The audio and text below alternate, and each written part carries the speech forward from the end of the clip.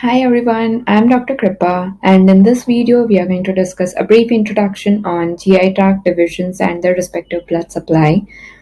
Before we begin, hit the subscribe button and bell icon for future updates on my videos. Also, don't forget to follow my Instagram page ace.usmle for further contents. So, let's begin.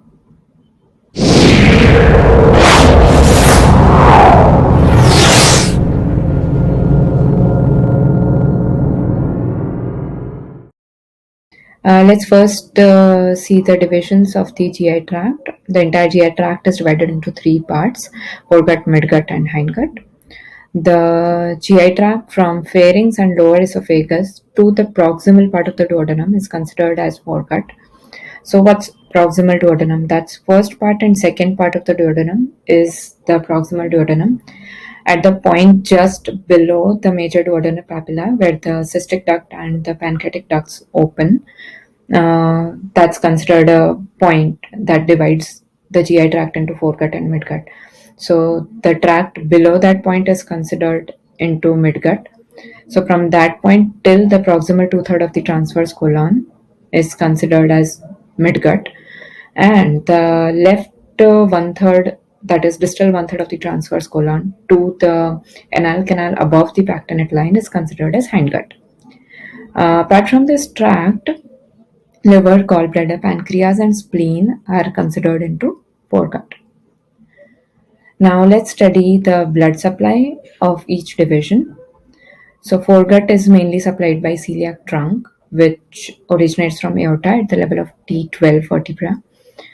The midgut is majorly supplied by superior mesenteric artery that comes out at the level of L1 vertebra, and hindgut is majorly supplied by inferior mesenteric artery that originates from aorta at the level of L3.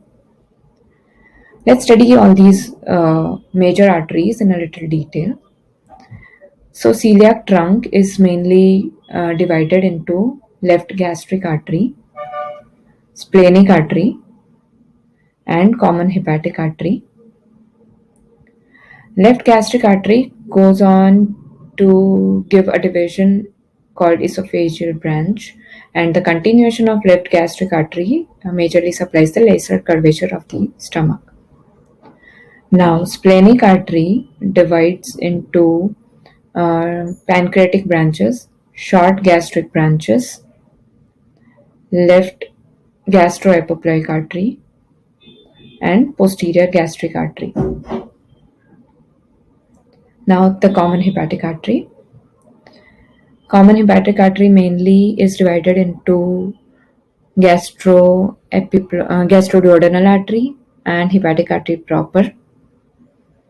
The gastroduodenal artery goes on to divide right gastroepiploic artery, which anastomoses with the left gastroepiploic artery of the splenic artery, and this anastomosis mainly supplies the greater curvature of the stomach. And another division of the gastroduodenal artery is superior pancreaticoduodenal artery. Now the hepatic artery proper. So that divides into cystic artery that supplies the gallbladder, right gastric artery, and right and left hepatic arteries. So that's the divisions of the celiac trunk. Now let's study superior mesenteric artery branches. Superior mesenteric artery division is really interesting, and let's study that further. So it's divided into inferior pancreaticoduodenal artery that anastomoses with the superior pancreaticoduodenal artery, which is a branch of gastroduodenal artery that we just studied. It is a branch of celiac trunk. So another branch of superior mesenteric artery is jejunal branches and ileal branches that supplies the jejunum and ileum majorly. Third division is middle colic artery, and the other is right colic artery. The last division is ileocolic artery. The middle colic artery further divides into left and right branches. The iliocolic artery is divided into ascending and descending branch, and the descending branch further is divided into anterior cecal, posterior cecal, which majorly supplies the cecum, as the name suggests, and the appendicular artery, which supplies the appendix, and ileal branch. So that's all about superior mesenteric artery.